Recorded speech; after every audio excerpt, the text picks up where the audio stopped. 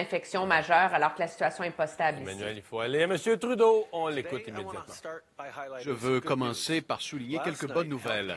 Hier soir, Santé Canada a annoncé qu'il avait autorisé le premier test sérologique pour les anticorps de la COVID-19.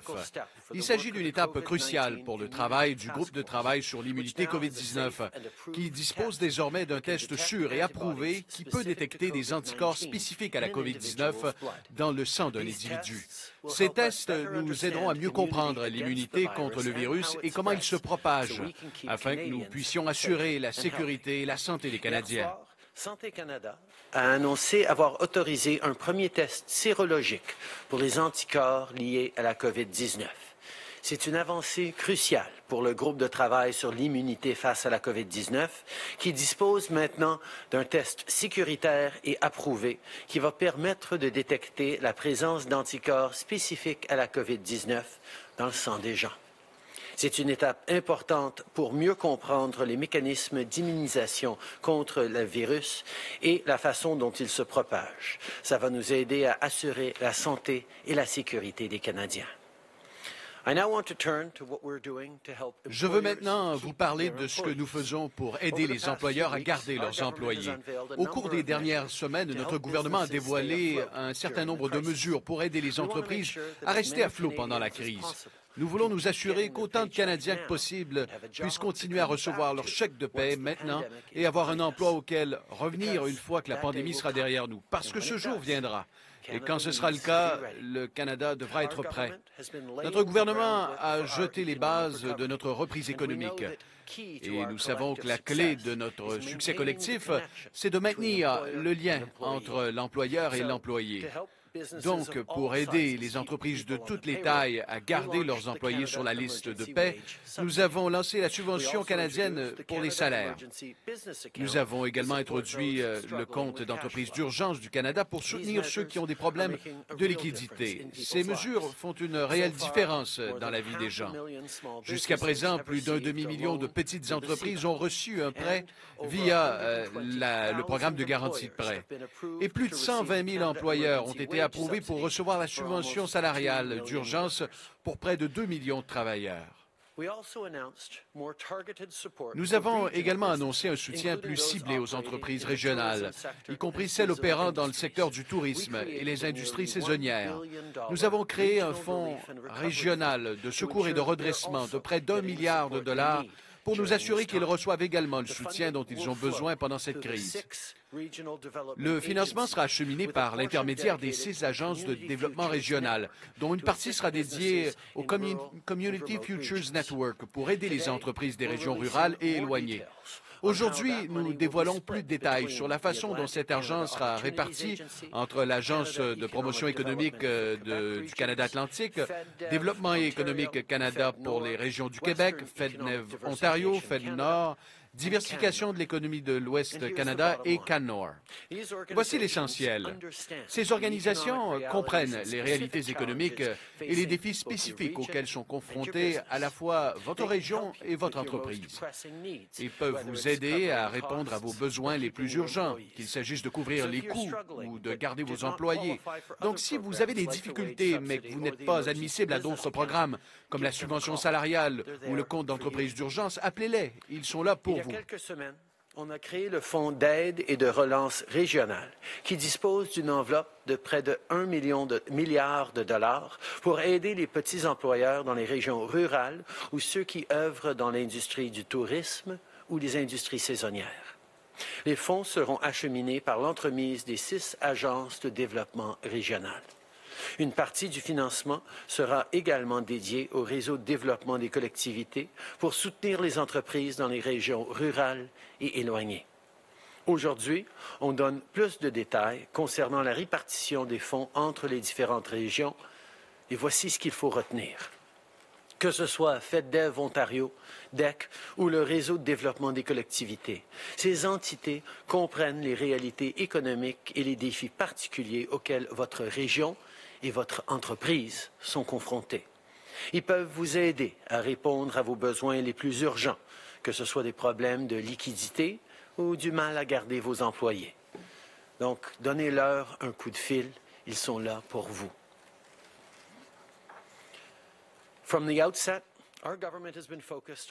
Dès le départ, notre gouvernement s'est efforcé de fournir aux gens de l'aide dont ils ont besoin le plus rapidement possible. Nous avons annoncé un soutien non seulement aux entreprises et à leurs employés, mais aussi à différents groupes de personnes qui ont été particulièrement touchés par la pandémie. Il y a quelques semaines, nous avons lancé la prestation canadienne d'urgence pour étudiants dans le cadre de notre plan de 9 milliards de dollars pour aider les jeunes à traverser les prochains mois. Et aujourd'hui, je peux vous confirmer que les étudiants et les diplômés récents pourront demander cette prestation à partir de vendredi.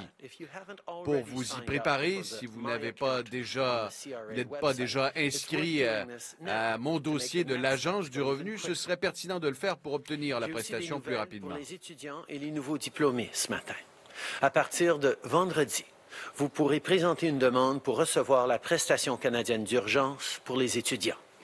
Cette nouvelle prestation fait partie de notre plan de 9 milliards de dollars pour vous aider pendant la pandémie. À cause de la COVID-19, il n'y a pas autant de jobs pour les étudiants cet été. Et vous avez besoin de travailler pendant les prochains mois pour payer vos frais de scolarité ou vos dépenses quotidiennes pour l'année à venir. La prestation canadienne d'urgence pour les étudiants sera donc là pour vous aider. Vous pourrez présenter une demande à partir de vendredi, mais en attendant, ça vaut la peine de vous rendre sur le site de l'Agence du revenu pour vous inscrire à Mon dossier, si ce n'est pas déjà fait. Ça va accélérer encore plus le processus. Je veux terminer ce matin en rappelant à tout le monde de continuer de suivre les recommandations des experts de santé publique. On entend beaucoup parler de la réouverture graduelle de l'économie ces jours-ci. Je sais qu'on a tous hâte, mais on doit demeurer vigilant. Donc, continuez de rester chez vous le plus possible et n'oubliez pas de garder vos distances lorsque vous sortez. Et ensemble, on va y arriver. Merci. Merci beaucoup, Monsieur le Premier ministre. On va commencer la période de questions par le téléphone aujourd'hui. Opérateur, première question. Thank you. Merci. Première question, Michel Lamarche, TVA. Monsieur Trudeau, vous parliez de la réouverture de l'économie, ça commence.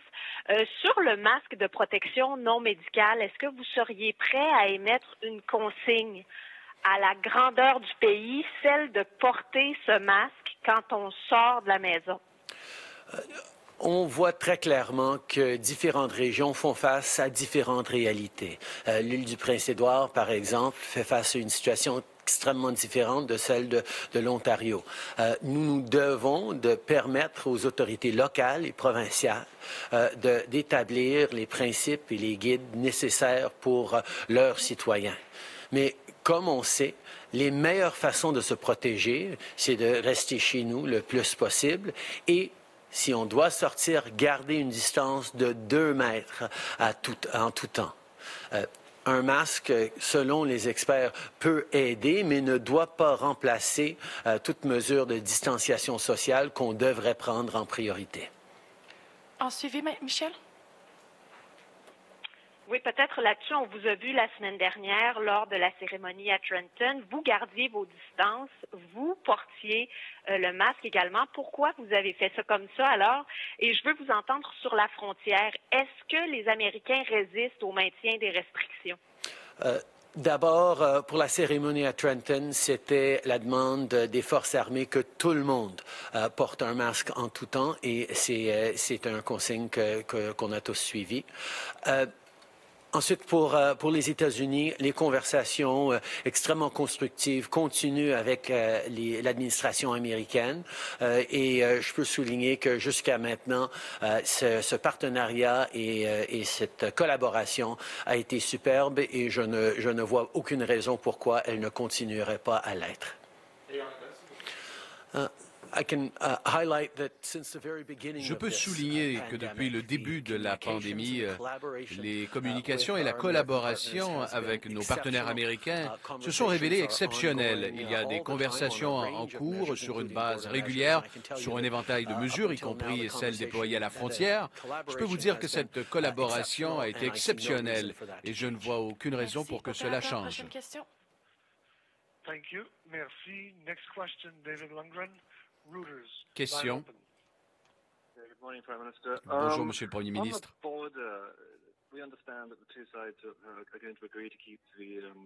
Nous comprenons que les États-Unis et le Canada se sont entendus pour maintenir la fermeture de la frontière jusqu'au 21 juin. Qu'est-ce qui se passera si les États-Unis décident de rouvrir la frontière unilatéralement? Allez-vous maintenir la frontière fermée? Réponse. Nous prenons des décisions pour ce qui se passe maintenant et on réfléchit à différentes étapes à venir sur différents scénarios de progression de la COVID-19. Il s'agit d'une situation sans précédent à laquelle nous réagissons et nous répondons à la réalité qui évolue. Nous allons demeurer concentrés là-dessus pour garder les Canadiens en sécurité à chaque étape, tout en prenant les décisions nécessaires à chaque étape. Question. Deuxièmement, une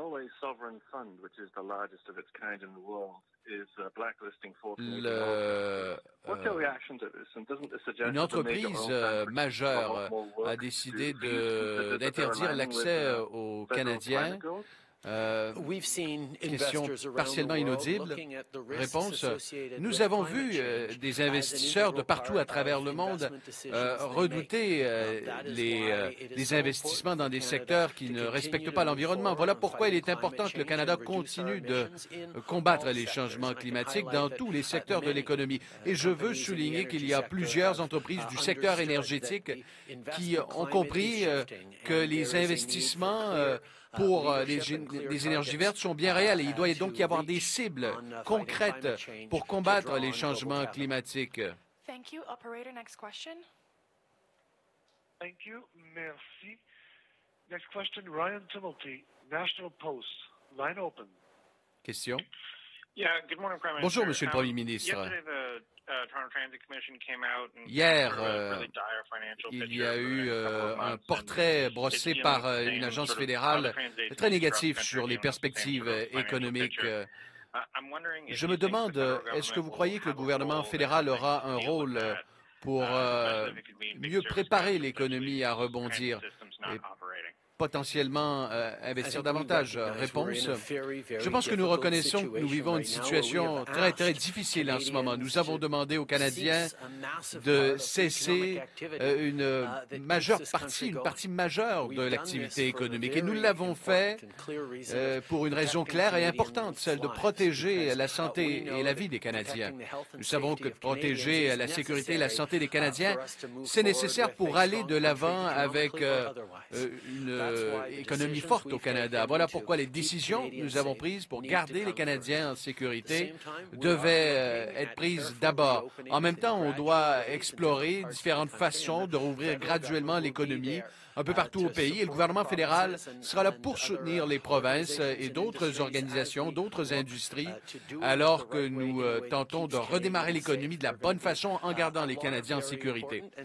Il y aura des décisions importantes et un équilibre difficile parfois à trouver, mais nous allons continuer à être là pour travailler avec tous nos partenaires afin de s'assurer que le Canada agit de la bonne façon pour les Canadiens. Question.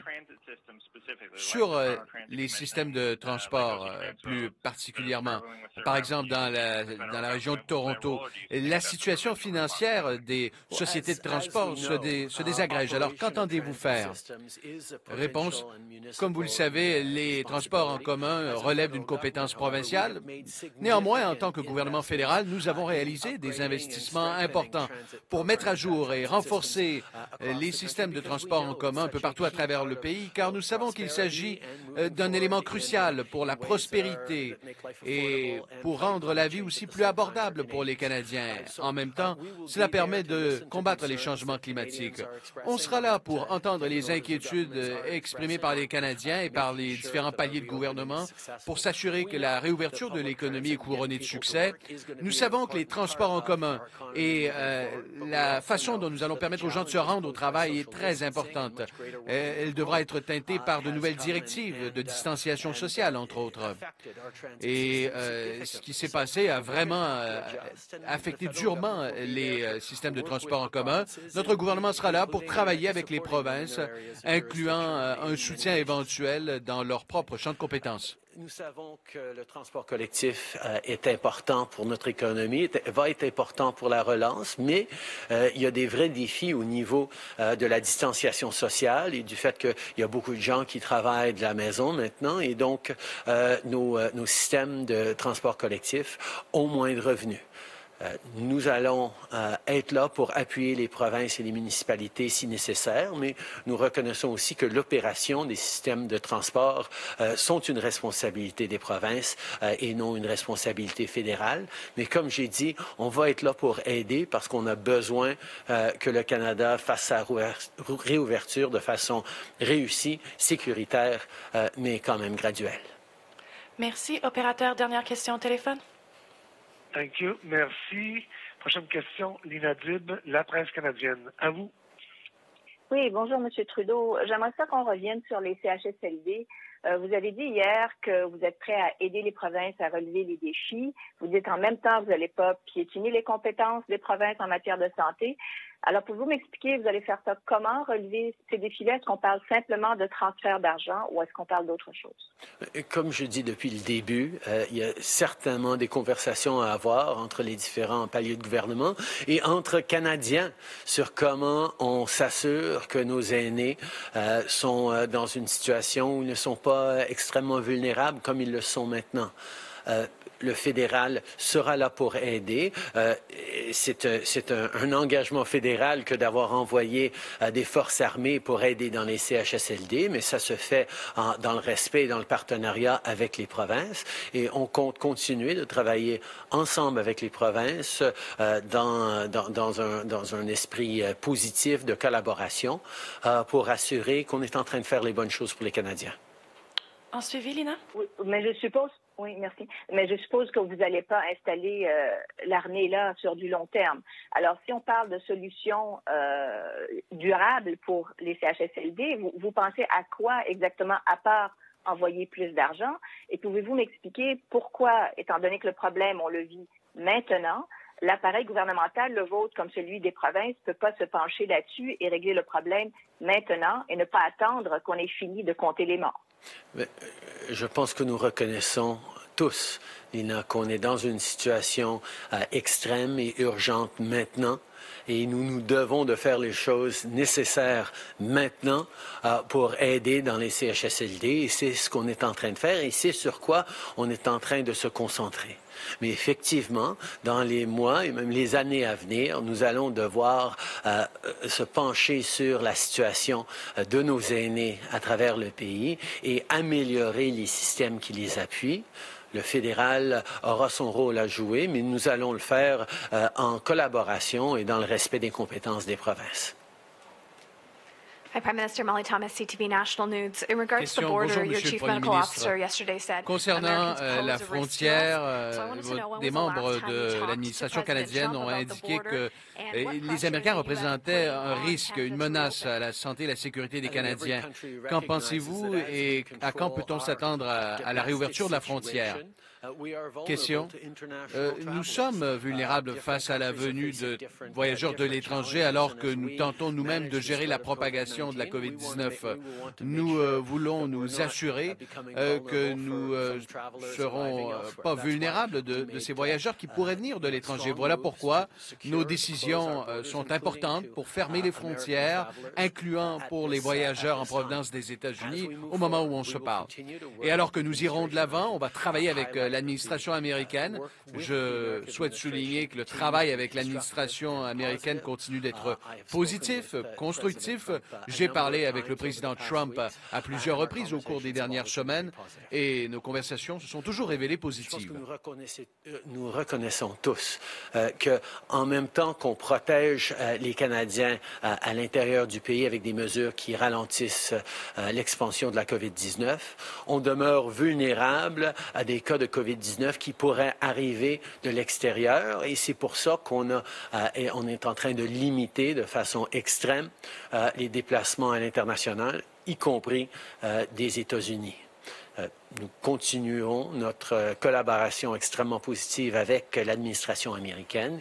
Moi-même, j'ai parlé plusieurs fois au président Trump dans les dernières semaines et ces conversations ont toujours été extrêmement positives.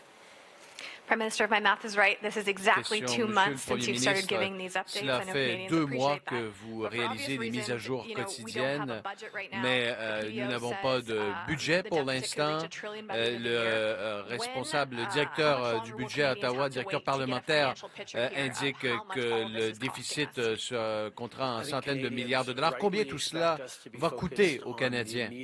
Réponse, je pense que les Canadiens s'attendent à ce que l'on se concentre sur des mesures d'urgence pour que les Canadiens puissent rester en sécurité. En même temps, nous avons été transparents à chaque étape à propos des investissements que nous réalisons.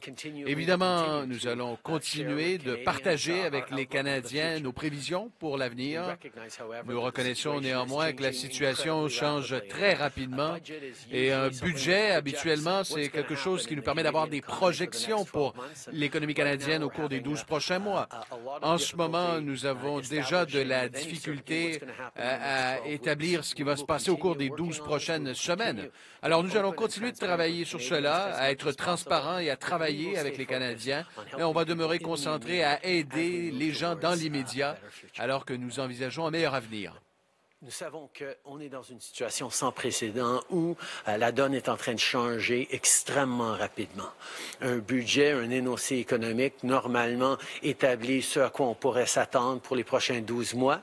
Et maintenant, c'est un grand défi de prédire ce qui pourrait se passer dans les prochaines 12 semaines. Donc, nous allons continuer d'être ouverts et transparents. Nous allons parler de nos prévisions et de nos attentes pour les mois à venir. Mais en même temps, on va rester concentré sur ce qu'on doit faire maintenant pour assurer que cet avenir soit le meilleur possible.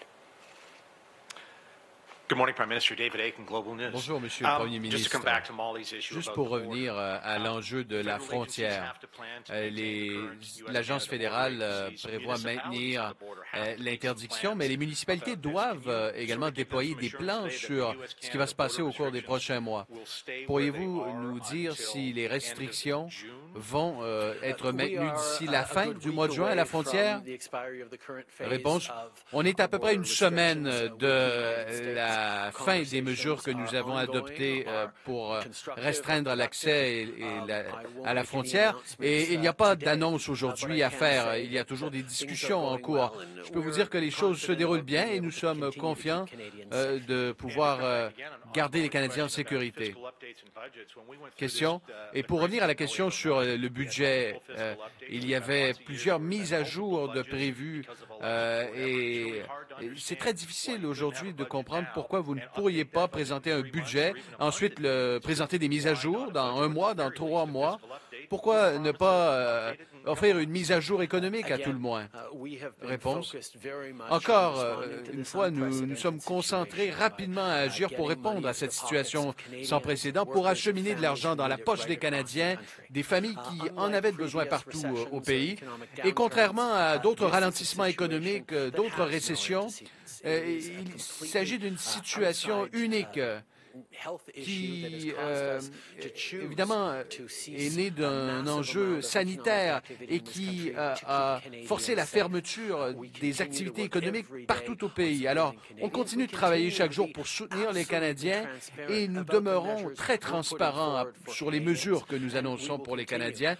Et nous allons continuer de tenter de trouver des façons d'informer les gens sur nos prévisions pour les prochains mois. Mais les choses changent extrêmement rapidement et on veut s'assurer que nos efforts soient concentrés sur ce qu'il y a de plus utile, c'est-à-dire partager avec les Canadiens tout ce que nous faisons à mesure que nous les faisons, tout en demeurant concentrés sur ce que nous devons faire dès maintenant. Question. Cette semaine, il y a des instituts de recherche médicale qui vont commencer à mettre à pied des milliers de travailleurs car ils ne peuvent obtenir le soutien du gouvernement fédéral. Ils ne sont pas admissibles à la subvention salariale. Cela aura un impact sur la recherche entourant la COVID-19 parce que ces instituts de recherche se penchent sur le problème. Pourquoi cela n'est pas une priorité de garder ces employés au sein des instituts de recherche? Réponse. Donc, contrairement à ce qui est dit, nous avons réalisé des investissements massifs dans la recherche et dans le secteur de la santé à travers le Canada. Nous savons qu'il s'agit d'une crise crise qui nécessite de la recherche médicale et nous avons besoin d'avoir recours aux scientifiques pour sortir de cette crise. Voilà pourquoi nos investissements dans la science, dans le soutien aux diplômés, aux instituts de recherche ont été significatifs et vont continuer de l'être. Alors, je vais regarder cet enjeu que vous soulevez, mais on se concentre en ce moment pour s'assurer que les scientifiques ont le soutien nécessaire partout au pays. On va continuer de le faire. Question. Monsieur le Premier ministre, l'Ontario dit qu'on va augmenter dans les CHSLD le nombre de tests. Les Québécois peinent à augmenter le rythme de tests. Pourquoi pensez-vous qu'en tant que Québécois, que le Québec peine à augmenter le rythme et le nombre de tests? Réponse. Nous devons soutenir les provinces dans leur plan de tests, leur plan de réouverture, leur plan pour acquérir du matériel de protection. On est là pour travailler avec les provinces pour s'assurer qu'ils ont l'équipement nécessaire, que ce soit de se procurer des outils pour les tests de kits, les kits de tests, que ce soit la production locale de réactifs pour obtenir des résultats de ces tests. Le gouvernement fédéral a été très actif et va continuer d'être là pour répondre aux besoins, aux plans et à tout ce qu'expriment les provinces. Il s'agit d'un élément important pour envisager une reprise de l'économie. Le rôle du gouvernement fédéral, c'est d'être là pour appuyer les provinces dans leurs plans, que ce soit de fournir et procurer de l'équipement nécessaire pour faire ces tests de dépistage, que ce soit sur les produits chimiques qui sont nécessaires pour analyser les résultats. Le gouvernement fédéral a pris énormément de mesures pour être là, pour appuyer les provinces dans leurs plans. Mais les plans par rapport au dépistage sont déterminés par les provinces. Le gouvernement fédéral sera là pour appuyer et nous allons continuer de l'être. Steve Chase, Globe and Mail. Mr. Prime Minister, your ambassador to China, votre ambassadeur en Chine, M. Barton, a dit à un groupe de Canadiens la semaine dernière que la Chine, en raison de la façon dont elle se comporte, est en train d'aliéner ses partenaires et fait preuve de mauvaise foi. Comme M. Barton l'a exprimé dans un jargon diplomatique, la Chine est en train de nuire à son influence internationale et sa capacité de convaincre les autres pays d'adhérer à la vision de Pékin. Alors, ma question pour vous, est-ce que vous êtes d'accord avec ce qu'a dit l'ambassadeur canadien en Chine? Je souhaite la bienvenue aux gens qui se joignent à nous sur les ondes de TVA, point de presse en cours du premier ministre Justin Trudeau. La situation de la COVID-19, particulièrement des questions pour la Chine. Nous avons dit que ces questions devraient être posées et nous devrons obtenir des réponses au cours des prochains mois. En même temps, on voit une crise planétaire qui nécessite une réponse de la communauté internationale. Et il faut voir une collaboration entre les différents pays. Cela, évidemment, va nous aider à sortir de la crise. Il est totalement normal, à mon avis, que l'on pose des questions aux pays, incluant à la Chine. Nous savons qu'on va avoir des questions difficiles pour plusieurs pays, dont la Chine, sur les origines et le début de cette pandémie et comment c'est rendu à un niveau global. En même temps, nous savons qu'une pandémie globale exige des réponses globales et les différents pays doivent collaborer, doivent travailler ensemble pour passer à travers. Et évidemment, des pays qui ne se comportent pas de la meilleure façon vont recevoir des questions et vont avoir des conclusions faites à leur égard et c'est tout à fait normal. Bonjour, M. Trudeau. Louis Blouin de Radio-Canada. Je voudrais poursuivre sur la Chine. Depuis ces dernières semaines, vous êtes très, très, très prudent. À chaque fois qu'il vient le temps de parler de la Chine, quand il est le temps de commenter cette idée-là proposée par l'Australie de faire enquête, etc. Pourquoi cette prudence? Est-ce que vous craignez que ça puisse avoir des impacts sur notre approvisionnement médical? Est-ce que vous craignez de subir des représailles? Ma responsabilité, maintenant et en tout temps, c'est d'assurer le bien-être, la sécurité des Canadiens. C'est ma grande priorité et dans cette pandémie, nous devons de travailler avec tout le monde pour obtenir l'équipement de protection nécessaire, pour obtenir les partenariats nécessaires pour pouvoir passer à travers. Oui, on va tous avoir des questions à répondre dans les mois à venir sur comment on s'est comporté depuis le début. Et ça, quand on prend évidemment la Chine. Mais moi, ma responsabilité à chaque étape, c'est de m'assurer que je suis en train de faire tout ce qui est possible pour protéger et appuyer les Canadiens pendant cette crise, et c'est ce que je vais faire. Ma responsabilité d'abord en tant que Premier ministre est de m'assurer de la santé et de la sécurité des Canadiens. Et on doit le faire autant que possible, que ce soit dans les temps de crise ou dans les meilleurs moments.